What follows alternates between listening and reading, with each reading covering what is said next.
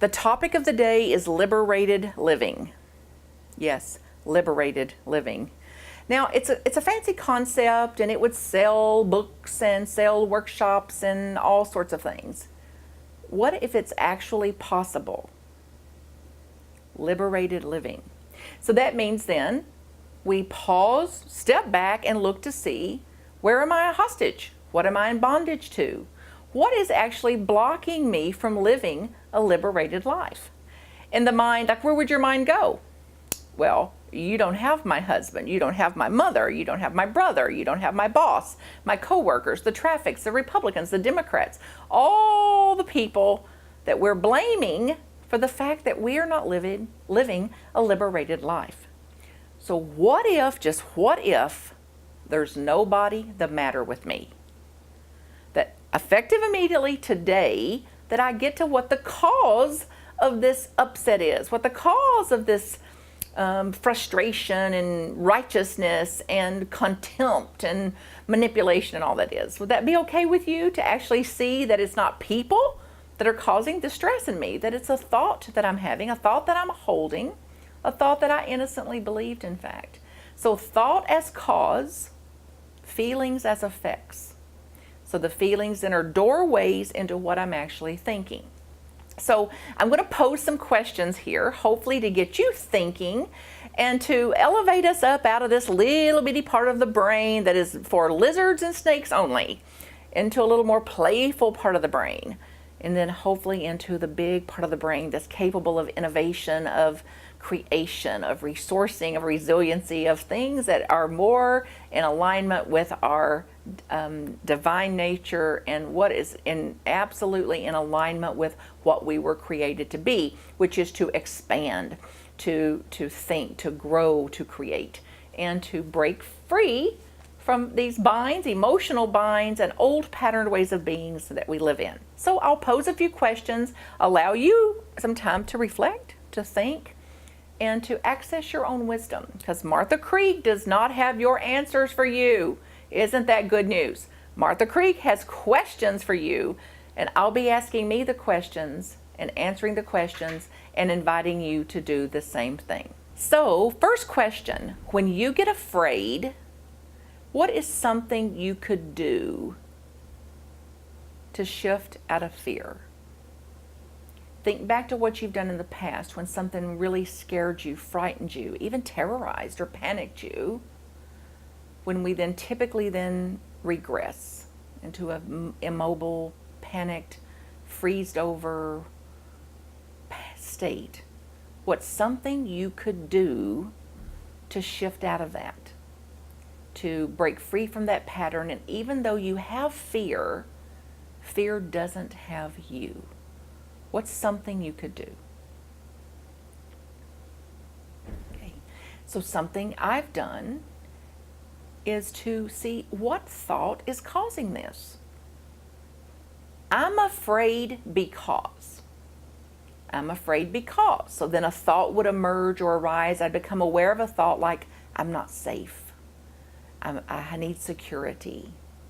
I'm afraid because something bad will happen. This shouldn't have happened.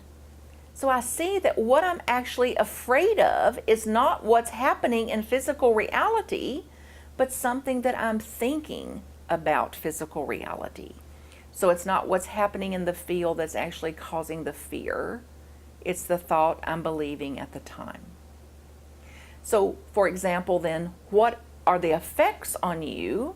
How do you react when you believe the thought something bad will happen? What does just that one thought, when you believe it, what does it cause you to do? What kind of stress, anxiety, panic, fear, obsession, waiting for the shoe to drop, caution, guarded, worried? Look at the effects on you when you believe a thought like something bad will happen. It's profound. So that's the opposite of liberated living. That's paralyzed living, immobilized living. And for me, I would say not living at all, but the walking dead. So who would you be then if you simply didn't believe the thought something bad would happen? If the thought could arise, it's normal. It's a thought that's been around since creation. Something bad will happen. If you could have that thought and not be under its effects, what would that be like? Get a sense of it. Maybe even close your eyes. Close your eyes. Imagine having the thought something bad will happen and it doesn't affect you. So who I would be if I wasn't under the effects of that thought is calmer, more stable, centered, balanced, aware of mind. I'd be aware of the allure of mind to trick me into going into a thought. I'd be aware that I'm a woman on a chair here. Who would I be if I wasn't believing the thought something bad will happen? Aware of breath, of being breathed. I would be aware of physical reality, that right here and right now, all is well. I'm in a comfortable place, comfortable in my skin, that there is no threat in physical reality, that the threat was in the mind, the threat was in imagination. It was a perceived threat, not an actual threat. So something bad will happen. Who would I be if it had no effect on me? So I would be living liberated. I would be less afraid, less stressed. I would be present to a sunrise, grateful for what I have. I'd be aware that when I look at the past and, quote, bad things did happen, I was equipped for it. I somehow knew how to get through it. Like resources appeared. Resources showed themselves to me. Like even though something bad was actually happening in physical reality, I could reflect back on that and see, even though that was happening, something inside of me was guiding me through it. That I knew things I didn't know, that I had wisdom I hadn't accessed. And there was external resources, internal resources. So I'd be drawing on the past in a really useful way, so that I could see that even if something bad, quote, bad does happen here, I'm equipped for that. That there's less to be afraid of than I ever considered. So then something bad will happen. Like, what's the opposite of that? Something good will happen. It's like, that's just as true. So as I go through life, then I go through life more balanced. I go through life understanding that, yes, quote, bad things happen. Yes, good things happen too. And every path has a puddle. So I don't have to worry as I go down the path about something bad happen. I'm equipped for that. If I get a puddle, I know what to do, to go around a puddle, to wear boots, to jump in the puddle, as I just saw a friend do, to just enjoy the puddle, to go around it, to choose another path, to wait for the water to recede. Intelligent, sensible things I can do if I can take that pause and have a broader perspective about what's going on and not be so victimized by something bad happening or victimized by some puddle in the road. I can actually see that, yes, there's puddles in the road. Yes, I don't get to pick. I do not have to love this. I do not have to like this. And I sure do not have to condone it. And I do not have to be a victim to what's ahead of me and what I'm going to live through. And I'm absolutely equipped to navigate it, whatever it is. Empowered, liberated living. What are some things that you could do that you would say would guide you to make better decisions toward things that interest you? So think about what you've done today that you didn't really want to do.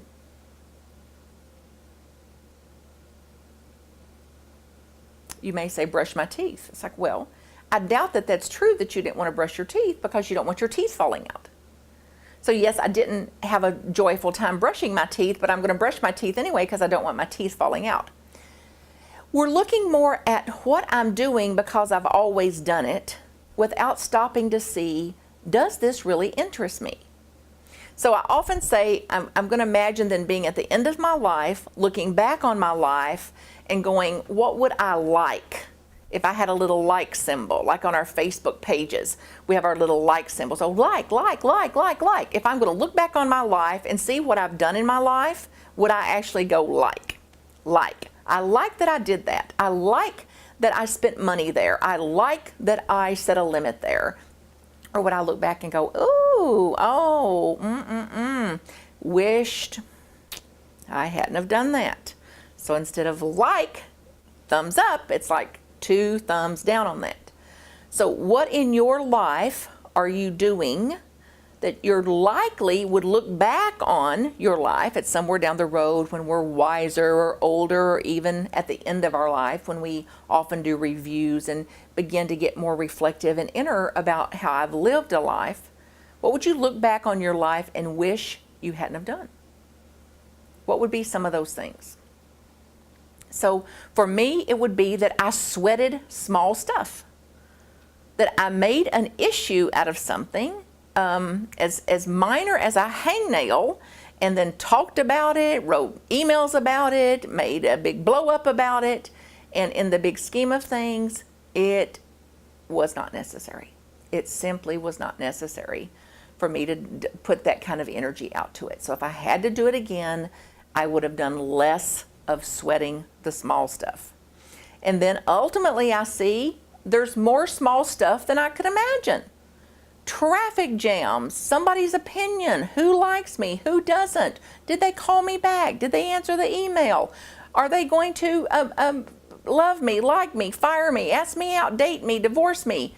There's so many things in life that are predictably going to happen, and if I live a life in relationship to them that is cautious, worried, panicked, victimized by things, then I'm going to spend a lot of time trying to nail Jell-O to a tree. And I'm going to spend a lot of time trying to push a river when a river's going to do what a river does. That is the opposite of liberated living. So instead, I can go, oh my goodness, I have caught myself trying to nail Jell-O to a tree. So I'm awake now. I'm not going to do this anymore. So at this moment, I can choose peace over pain. I can choose liberation over insanity. I can choose an easier way of being. Then I can look back on my life eventually and go, wise move, choosing an easier route. So think about the things you're doing that are not enlivening you. Not only do they not enliven you, empower you, they're a drag for you, or you're leaking energy doing it, like you're exhausted after doing it. So begin to think about what those things are and what's the motivator. That's what's driving you to do those things. And are you likely going to look back on those things and be really glad you did? Or look back on those things and really wish you hadn't have? That you would have directed that energy somewhere else, that you would have directed your passion somewhere else, that you would have directed your energy, not just your emotional energy, your psychic, physical energy, your spiritual energy, your emotional energy, and in fact your financial energy, that you would have directed your financial energy somewhere else too. So what are we in hostage to?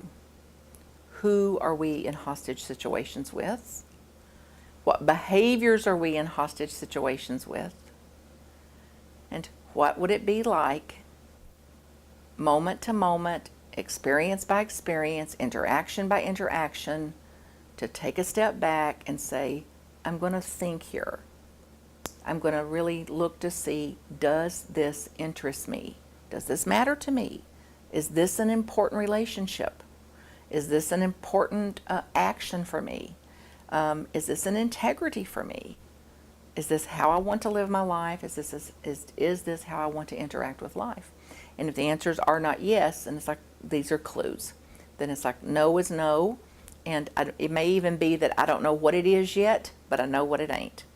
So the more I know what it ain't, the more I'm interested in moving in the direction of discovering what it is. So God bless you as you figure out what direction you want to go, what is not serving you, what is of actually no interest to you, and what would be far more interesting to you than what you're doing, who you're doing, and the direction that you're going in.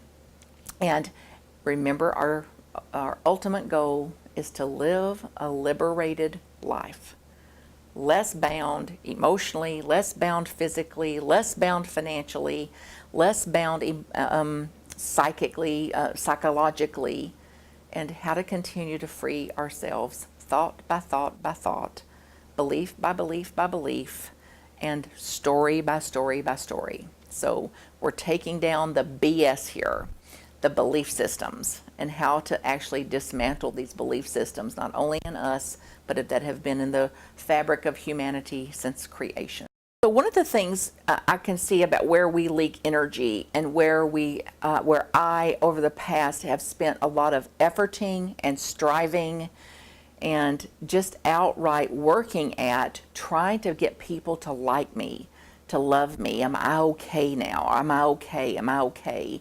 And overdoing, overfunctioning, saying yes when I mean no, saying no when I mean yes, very mixed messages, confusing messages, not setting limits with people. And I'm aware of how that is so innocently innate in me. From a childhood, we naturally want people, we want to be okay. We want to have a sense, I believe my friend Rob puts it as, we want to have a developed sense of power, value, and safety. Power, value, and safety. So then we're driven by these innate ways of seeking to have value. Like, am I good enough? Do I look good enough? Am I pretty enough? Smart enough? Do I have enough money? Did I do it right? Did I do it right?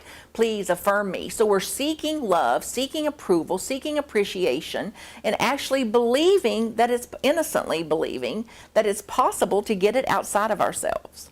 And then we actually get it outside of ourselves, which takes us further into the delusion, further into the illusion, like that it exists outside of ourselves, until one day they don't approve. One day they give us 2 thumbs down. One day they say, no, you're not invited. One day they say, no, you're not included. One day they say, no, I'm divorcing you. I'm terminating your employment now. And if our peace, if our liberation, our peace of mind hinges on that, then we absolutely can't ever have any. So this searching, this exhaustive searching and seeking love, approval, appreciation, acknowledgement, a thanks outside of ourselves is what's exhausting us. Not our work, not our relationships, not our ways of being, not our life, but this endless, infinite, eternal seeking and for something impossible. Seeking to find something in impossible places where it absolutely does not exist. And then we want to be in control, the seeking that safety somehow, as if I can control an environment.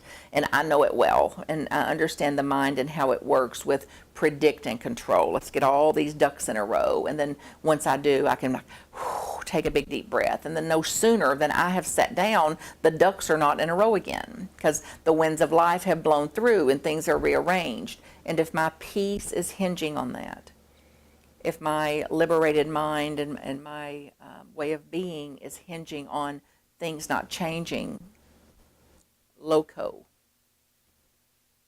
me, because it's the nature of all things, absolutely impermanent, always changing, 100% of the time, even as in this little conversation we're having here, this lesson here, things are changing. I'm different, you're different, things are different, things are happening out there that's different. Planes take off, planes don't take off, planes crash, planes go up, planes go down, cars go, cars don't go, battery's dead, battery's not dead, phone's ringing, phone's not ringing, phones at work don't work.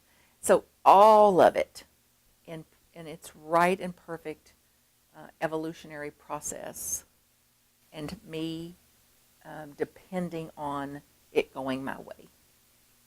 And the second I depend on it going my way, I've just sabotaged myself and set myself up for big fat disappointments, big fat despair, worry, panic, upset, panic, even terror.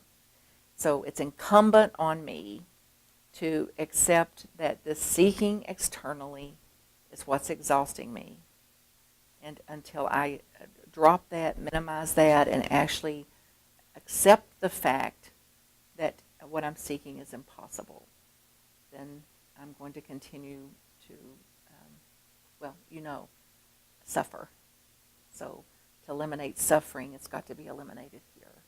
And it can only be eliminated not through theory, not through a theory of, oh, I understand this, but through applied action, where I actually cease doing this so that I can catch myself, change the course, and make another choice when I can. And suffering has a wake-up quality about it, like a little compassionate alarm clock saying, wake up, honey. You're in a bad, bad dream. You're seeking the impossible. It is a dream. Wake up, wake up, wake up. And then we can use it to actually awaken and for our own enlightenment. And not out of a moral way of being enlightened, but out of a wise enlightenment that says, I am enlightened. I know what hurts, and I know what doesn't. I know what's stressful, and I know what is less stressful. Now that is enlightenment. And then to the degree that I can stay aware, stay conscious, I'll make a different choice about it. Then when I make a choice that hurts, no problem. Choose again. Choose again. So I'm asked pretty regularly, Martha, how can I be with difficult people? Or how can I be with somebody that's challenging me? Or how can I be differently with someone who is not able to listen, that cannot self-regulate, that is not aware of the other and the impact they're having on the other? And it's one of my favorite questions because it's so honest, it's so frank, and where I stand is if we've got a pulse, we've got these people in our lives. If we've got a pulse, we're also that person in our lives. So I'll speak a little bit about it and how that I can be in situations like that and to be with people demonstrating these behaviors and living out of these behaviors and how I can be different in relationship to that. That includes if somebody is not able to listen, that I am aware of that. So instead of trying to get them to listen, saying it one more time so they can finally get it, or saying it louder so they are finally going to get it, to accept, oh, there's no listener here. Oh, I'm aware that they actually are so regressed or so triggered that they actually cannot listen. So more masterfully then, I can pause, get calmer, get quieter, and wait for an opening. Look for an opening to see if I just ask a question here, were they able to hear my questions? Were they able to respond to a question? So there's much more potency and possibility in staying in the role of a facilitator when I'm looking for a listener to see, is there actually a dialogue occurring here? Or to accept the fact that sometimes it's a monologue. And it's the best piece of advice I could give anybody, including myself. So I'm hearing it as I say it. Do not mistake monologue for dialogue. So there is no dialogue occurring if somebody's not able to hear a question and respond to the question. So it could be a good practice where you actually take away a practice of, I'm not going to respond until I hear a question asked, which will be an indicator that there's actually a dialogue here. Just because they ask a question doesn't mean that they won't answer it in their own mind, though, and go right ahead. So it's not an absolute certainty that there's a dialogue, but it would be an indicator of that.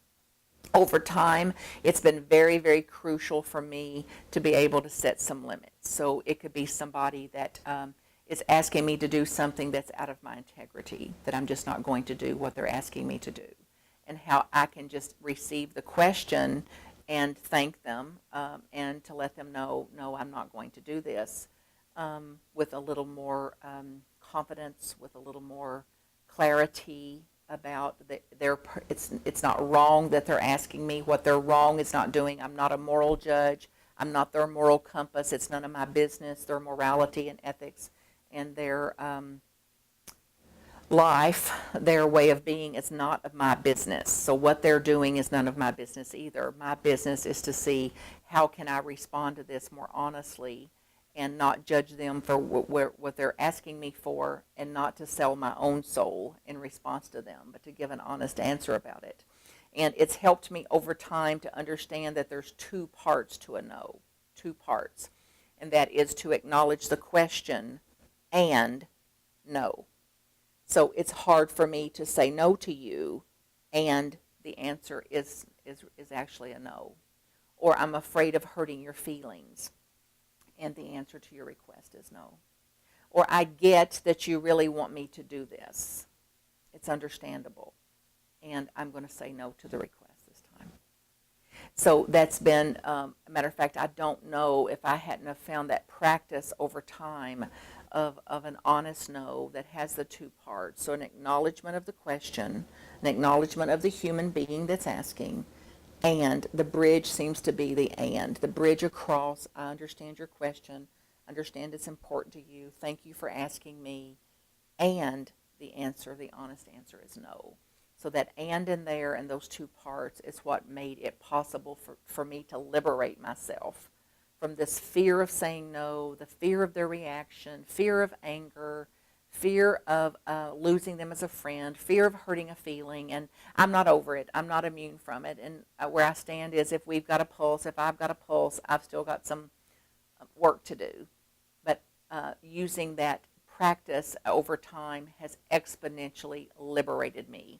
And I offer it to you here today as something for you to practice, to test out for yourself, to see what that would bring to your life, to be able to hear a question openly, to be less judgmental about the question, to be less judgmental about the requester or the request, and to simply hear the question literally, check in with yourself, discern for yourself, is this mine to do or not? And then I acknowledge the question, and the answer is no.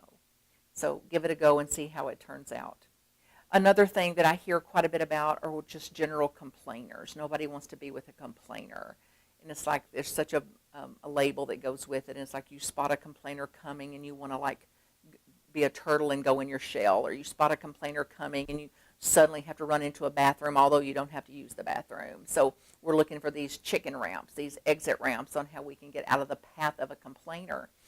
And I have done this over time. I got a big internal smile going on now, and because I've been like the master at this. And even buying complaint-free world bracelets, preaching about complaint-free living, breaking myself from complaining, not allowing me to complain about anything. And over time, as I've accepted the reality of this, I can absolutely see that complaining is as natural as breathing. And it's normal for people to complain. They're simply going to express their upsets, their hurts, their disappointments when the things do not go their way, when it didn't turn out their way. And it can range from this is not what I ordered on the menu to there's a hair in my food, until my shoe blew out, my purse strap broke, my toenail clips don't work, and everything from A to Z, where nothing goes right. Poor, pitiful me, the victim salute. And that kind of extent of complaining, and then everything in between. So get a sense of what it would be like to be with a complainer and set some limits on that. Like, what are some things you could do in the face of an very dramatic, polarized, jacked up, excessive complainer? What are some things you have done that was effective, and what could you do to set some limits with that? And as I'm asked the question, I've looked at what I've done that range from, let me preface this by saying, I don't believe there's a formula for this. So don't go out and try to do this the way Martha Creek would do this, but to go out and do it in a way that would be integral for you and effective for you, and do your best to continue to broaden your own repertoire of response so you're not so rigid in your response. So the same thing wouldn't work in all situations. The things that have worked for me, including saying, I'm not available to listen to this. You're obviously upset. You absolutely are justifiable to have this kind of upsetting complaint, and I simply am not available to listen to it. Or I've got about 2 minutes here. Let's have a big rant about what's going on here. On your mark, get set, go. You got 2 minutes. Bring it on. Do the best you can. I even read one time that this was a parenting. And those of you that are parents, please don't write into me or tell me I'm really off on this, because I'm not a parent. I'm just sharing a resource that I found. So I'm not promoting this. It just made sense to me that a parenting strategy for children that typically dramatized and were developing these patterns of complaining and dramatizations, were that they gave them a time limit on it. That they said, it's time, 6 o'clock p.m. every night we complain. So everybody line up here at 6 o'clock. We're all going to bring our complaints. So on your mark, get set, go. Person A, it's your turn. You got 2 minutes. And then it's like, is that all you got? Like, come on, amp it up. Get more dramatic. So we actually encourage them to express some of that in that way. Thank you. Your turn's over. Person B, you're next. So I know that allowing them to express it without judgment, without trying to shut it down, could go a very long way, and it not eking out sideways or coming out during their daytime at the school and things like that. Another thing, as far as setting limits of that, is to say, we're going to find the bottom to this. So I am going to put a limit on this. So after the 2 minutes, then I don't know what you're going to do, but I'm not going to make it a part of the relationship, that we're not bound in our relationship with this kind of energy. I'm not going to have our relationship shaped, our relationship environment shaped in the shape of a complaint environment, and that I'm not going to have that to be the nature of our time spent together in that too, and to get clear about that and to actually live it out. So not to say that I'm going to do that and then not actually do that. Another thing that's helped as far as setting some limits on that is to simply intervene and ask a question. For example, how could I support you here? What would ease this for you? What are you telling me this for? Are you expecting me to respond, just to listen? Are you looking for a listener? You want time to vent? Time to process? Are you looking for me to take action or to actually do something? So it came to me through a practice, a little basic understanding of the right speech, the 8 paths, the 8 noble paths of the Buddhist tradition of right speech. Like, why are you telling me this? So with that clarity, you understand why you're actually saying this, and I can understand how you're seeing me and what role you see me in relative to giving me this information. And getting that kind of clarity really shifted that for me over time, that people just can't go on and on and on and on when they're actually hearing themselves and they're actually aware about what their motives are, what their objectives are, and they're more in alignment with those. They just can't go on and on and on. So I'm often asked, how can I, with the demands of life, relationships, jobs, children, parents, all that we've got on our plates that are so full, how can I make decisions that is right action for me? Things that actually interest me, things that I can do that are not out of duty or out of responsibility or something like that. And this, again, applies across the board, and there's no formula for it. So I know that in my life, when I got clearer, as I get clearer today, is this action that I'm taking sending me in the direction of the goals for my life? It's what I'm doing right here, right now, moving me in the direction of the goals for my life. Is this a contribution to the life I want to live?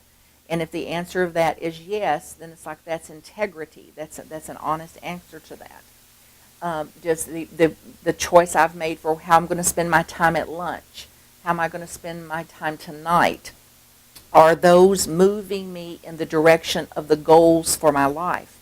And if the answer is no, like I went to lunch with somebody that I don't have a real relationship with, or I don't have a big investment in, then it's like, then that was not honest action for me.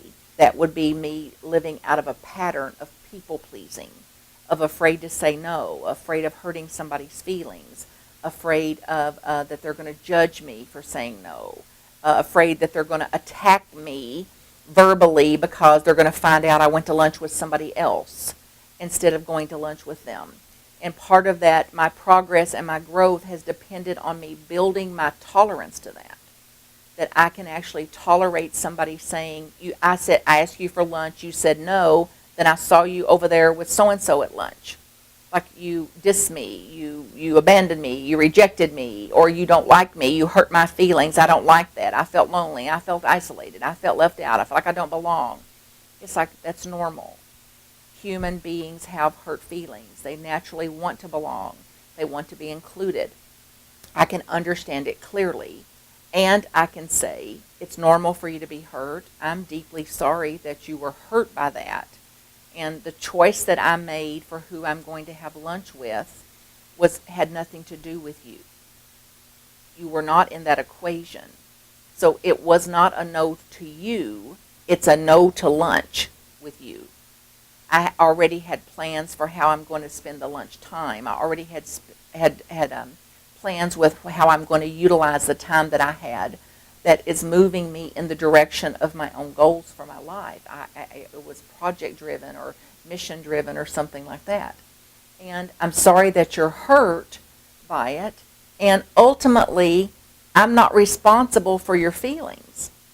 So what are you going to do about your hurt feelings? Instead of how long are you going to look to me to fix your hurt feelings? And as long as as long as I'm looking at somebody outside of me to fix my hurt feelings, then I'm going to live in a world of hurt feelings, which will not move me in the directions of my own goals. Another thing that's been a huge learning for me is I lived out of what I thought people expected of me. That if I went down a certain path, that they expected me to do this. If I'm going to be in this case, I'm a public figure, I'm a speaker, I'm a teacher, I'm a workshop presenter. The very first thing out of most people's mouths is, where's your book? Do you have a book? Are you going to write a book? And it's like, I don't know. I have no compelling impulse, no real guidance about writing a book. And years ago, I started trying to make myself write a book. I had a vision board. I put a book on the vision board. I had a coach to coach me how to write a book without ever asking me, do I want to write a book? No.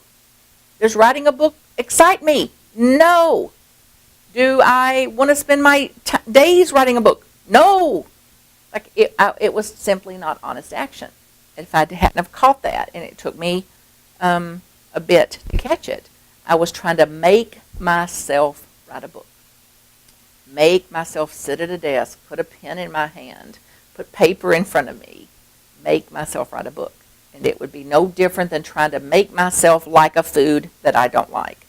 I simply don't like it. It's not right or wrong, but I don't have the power to make me want something that I don't want, or to make me try to do something that I don't want to do. Instead of just getting clear that it makes perfect sense to write a book, and I see the benefits of that. I see value in it. I'm a big book lover. I've spent a lot of money buying books and reading them and writing in them and underlining them. And the honest answer is, I do not have a desire, a plan, or any passion for writing a book myself. So how to live by my own goals for my life instead of somebody else's goals for me.